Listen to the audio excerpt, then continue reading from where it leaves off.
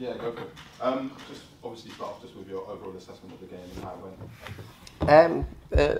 Yeah, very pleased I would say with the overall performance. I think it's a good performance, solid good performance, 7-8 out of 10. And if you perform like this in Premier League consistently, there'll be a lot of points waiting for us. So very pleased with that. Playing against a good Betis side. Finished 5th last year in the La Liga, winning the Copa del Rey. Some very good players out there. So a very good test for us, I would say.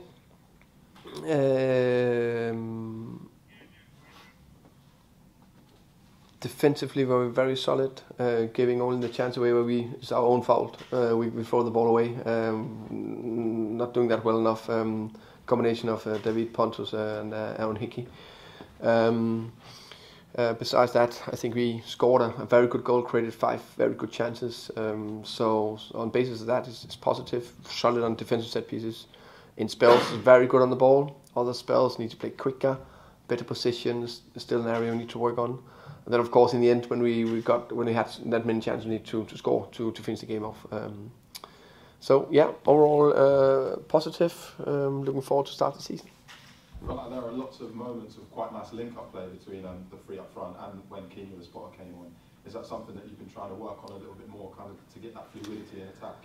Yeah, it's definitely an area we like to improve. I think it's very important that our foundation is defensive, extremely good, and that is high, mid, low, but front-footed aggressive pressing. Very good on set pieces, the fitness, but of course we need to be better offensively. It's a part we need to constantly work on. So I agree. Looked in spells really good with Brian Wisser and Ivan, and again I agree. Keane looked sharp as well when he came on. So yeah, pleased. So it looked like in the second half when you made the subs, you went to 3-4-3. Yeah. So is that another formation that you've been working on? And because you obviously mainly use 3-5-2 and 4-3-3 last year, so is that something that you potentially use a lot? Yeah, I potentially. I'm definitely 4-3-3 and 3-5-2, but I like the 3-4-3 better a little bit in terms of positions because I think it fits so good if you want to dominate the game. So I like to try that the last 30 minutes, even that we were up. Normally when I can do it to close the game down, or I can do it actually to play very offensive that way. And as you saw, it was quite offensive players who put on the pitch in Brian Buemo as a wing back and Saman as a wing back. I just wanted to try that. Just wanted to ask about the importance that Christian Norgaard started today and got through like an hour or so of play before, obviously next week's first fixture. Yeah, crucial. Our best players need to be fit and available, like any other team. City, Liverpool, Tottenham, they want their best players out there. Christian is one of our best players.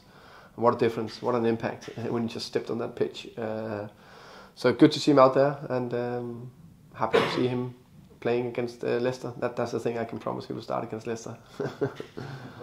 So you've obviously played 3 matches this week against 3 very different teams. Do you feel like the team's finally in the position now where you're fully prepared for the start of the season? And do you think you've got everything that you wanted to get out of pre-season? I always want more, you know that, Jay. But in general, I'm pleased. I think it was a very, very good week, not only because of the wins, but the way they looked, I would say, the 3 games, different performances in terms of not all of them solid, good. So it's more that consistency in performing well. That is hopefully it's a trademark for us, because if you want to win games, you need to consistently perform.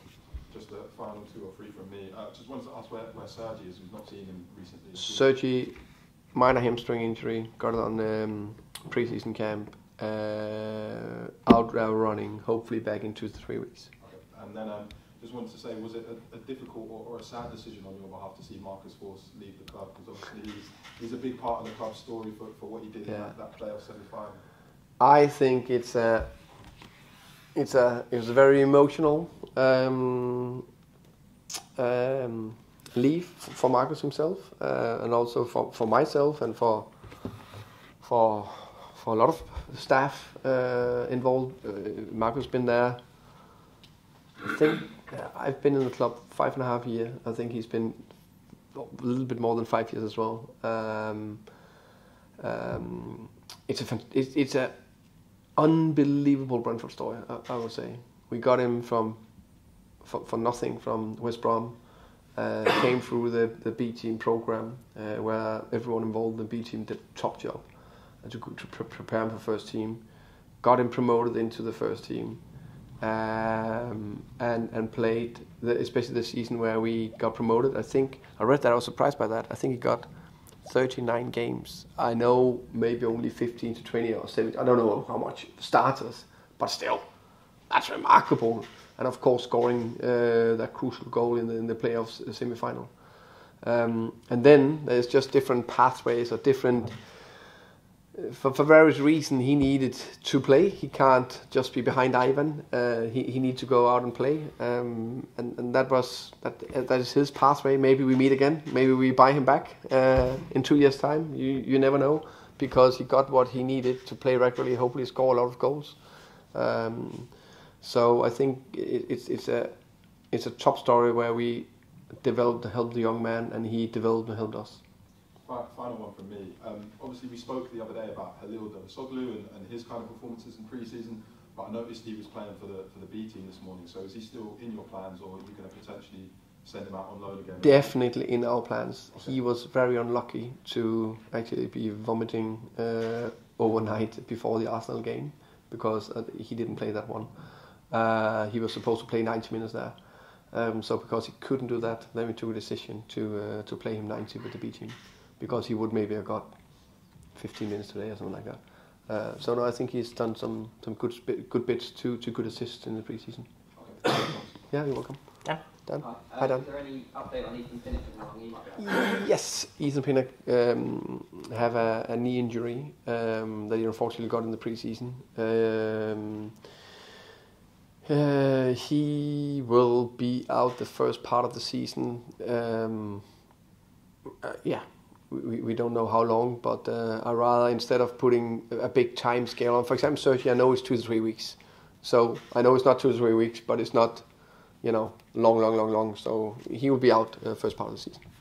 Obviously, since we last spoke, Christian Eriksen's moved to Manchester United confirmed. Do you feel like with him gone now, you need to strengthen in midfield in that area that he was playing in when he was here, or do you feel like you've got that in the squad already with Matthias Jensen? I think it's, we said that many times, of course, I would love him to stay.